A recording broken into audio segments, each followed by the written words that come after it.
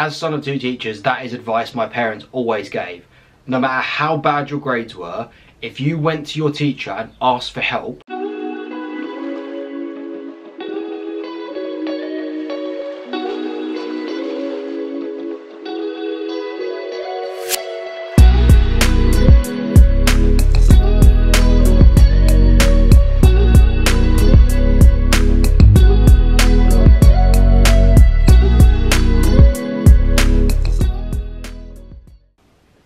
Hello boys, how are we?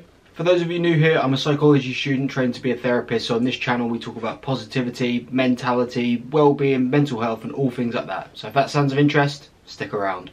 Today I wanted to talk about asking for help. This is something that often comes up as a situation for young men, whether that be being too shy to ask for help, worried about being a pest, or even worse, just sort of being arrogant, thinking you know it all, or just not sure if it's the right time or who to even turn to for advice. To put simply, in 99% of situations, it is completely acceptable to ask for help, to ask for advice. There are very few things where you're going to get in trouble, or whether someone's going to look down on you, or whatever. Because the reality is, how many subjects or how many topics or situations are there where you're 100% an expert with nothing to learn, especially if you're a young guy? There's always something new you can learn about pretty much any given topic in the world, and more importantly, and surprisingly, I guess, there's nearly always a person you can actually speak to as well. It's incredible that people will watch hours and hours of YouTube videos about how to learn to do specific things, or life advice, or dating advice, or financial advice, but they think it's weird to go and ask someone for help. To go and ask their boss, to go and ask their lecturer, to go and ask their parents, to go and ask their friends, depending on what they do. Whoever it is that knows more about whatever subject it is. I find it weird that it's completely acceptable to watch hours of YouTube or read hundreds of books, but you think there's something wrong with actually asking someone who you know and asking another human being face to face. I'm not really sure where this pressure or mentality came from, that it seems like it's unacceptable for someone to not know absolutely everything, or when it became weird to ask other people for help. The idea of a mentor-mentee relationship has been in existence since the beginning of time. The whole reason that you have a boss at work most of the time is someone to turn to for help if you're struggling with something. And the reality is, you can listen to all the podcasts, YouTube videos, audiobooks, whatever that you like. There is no better way to learn about something or to get help than have someone sit down with you one-for-one, or watch it being done practically and to do it yourself. This is something that's come up in my life recently at university. You guys who follow the channel know that I'm a mature student. I'm nearly 27, so a lot of the guys I go to uni with are younger than me. I'm actually older than some of the PhD students who lecture me, and because of that, sometimes it can feel like a slightly weird relationship. It's actually come up in two different areas of my university. So one, naturally with my studies, psychology, what I'm studying as a course, but also the getting a job sort of area, the careers area and everything like that. Now, not only am I a bit older, I also worked in HR and recruitment for 5 years before I came to university. So I have to confess, when we started getting lectures on how to write a CV and a cover letter and how to send an email, I was like, well, what an absolute waste of time this is, what a load of rubbish. Turns out that was a terrible mentality to go in with, and when I've actually applied myself to it, I've learned quite a lot, but I'll talk about that in a second. In terms of the course and the psychology side, I absolutely love the course and find it really interesting, but I'm not, never have been, never will be the most academic person in the world. I'm not a Mike Ross or a Sheldon Cooper where I just read stuff and understand it absolutely and get 90% on all my assignments. I do have people on my course who are like that, but I'm not one of them. So how stupid is it of me if I don't ask those people for their time, or the lecturer or something like that, and go, can you just take 5-10 minutes? There was just this slide or this bit or this topic or this page or this section that I didn't understand. Can you just sit down, even if you just reread it to me slowly, it might just help me understand a little bit better. For the sake of 5-10 minutes, that help could get me 4 or 5 marks, which could push me over a grade boundary, which completely changes the degree I get. Obviously those are not extreme examples, but like that may be the case, that may not be the case. But if you've gone in to learn something, why would you not want to come out having learnt more than you went into the classroom knowing? For me, if I've sat in a lecture for an hour and not understood it, it's almost stupid if I don't go up to the guy and go, can you just clarify this, because the last hours meant absolutely nothing to me. Likewise at work, no matter how mean and horrible you think your boss is, I promise you he'd rather you came over and asked for advice or asked for a bit of help on how to do something than you fretted for a whole day, ended up rushing it and doing it wrong because you didn't know what to do because you didn't come and ask for help. On a side note to that, if your boss is someone who gives you shit or discourages you from ever asking for help or asking for advice, that's probably not the job that you want to be in. I'd either look to move department or move job completely. You want to have a boss who is basically like a mentor and someone you can always go to for help and someone you can learn from. The caveat to that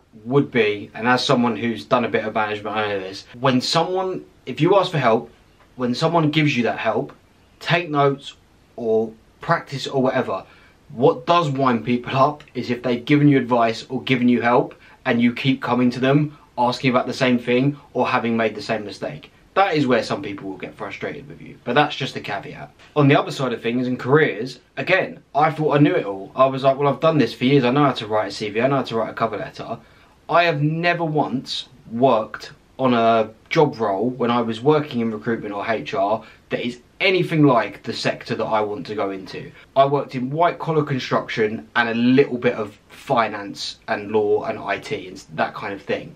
Those CVs are completely different to any career path that I want to go into. So it wasn't that my knowledge was useless at all, of course not. No knowledge is useless, but it was not necessarily applicable to what I wanted to do, and the CV I'd written and the cover letters I'd written and what I thought I knew in terms of how to help get a job did basically nothing for the sector that I'm in. And like I said, I've just had a whole year of lectures of attributes for the workplace where I was sat there going, this is a load of rubbish, this is a load of rubbish.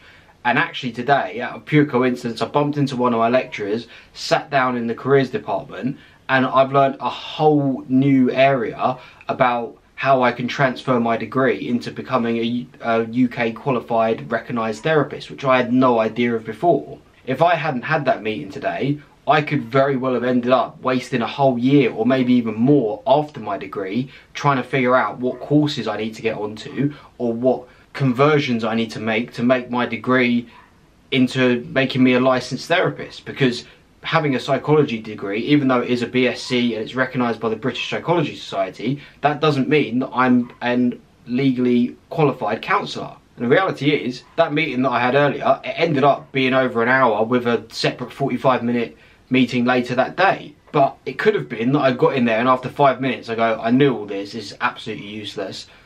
I've wasted 5-10 minutes just confirming something. So now I know that I have got the knowledge that I needed to go on. So really, there is no downside for asking for help. I think what I try and stress is that no matter how scary or daunting or whatever it is, one, people are nearly always happy to ask for help. No matter how mean or whatever they seem, people, if it's a subject that they're expert in, or it's something not an expert, just something they know about, people love to really talk about themselves, but also to impart knowledge on other people. If people have studied that thing or know about that thing, if they can see you're interested and you're putting the work in, they will enjoy helping you if you are a good person. As son of two teachers, that is advice my parents always gave.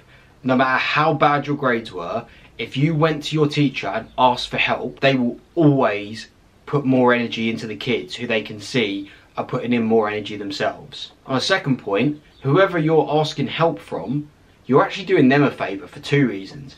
One, you're helping them actually go over their knowledge and making sure that they've got it right in their head, because they might not get tested on it that often. Two, there are a lot of studies that have shown that retaining information doesn't come from reabsorbing it. It comes from teaching it to other people. So for example, if you read a paper or a book 4 times, obviously you're going to take in some of that information. But actually, if you read a book once and have to write a summary of it or have to do a presentation on it to someone else, which, side note, is something really good to do when you've read a book, write a summary of what you've got from it, or if you've listened to a podcast, when you've finished it, take 5 minutes to take some notes down, you are going to remember and learn so much more from it. So you're actually doing them a favour on that side of things. So to finish, don't be too arrogant to ask for help. Don't be too scared to ask for help. People 99% of the time are happy to help. show interest and implement their advice. Thank you for making it all the way to the end. I do appreciate you guys who stick around. If you did find any of it useful, please do consider liking and subscribing. I drop 2 of these videos every week, so if you're subscribed, they'll show up in your timeline. As always, comment any other thoughts you have below. My socials are also in the description if you want to drop me a message. I've been doing that for 2 years and never once mentioned that my Instagram and Twitter are in the description if you want to drop me a message or ask me a question or anything like that. But I will see you in the next one. Until then, take care, lads.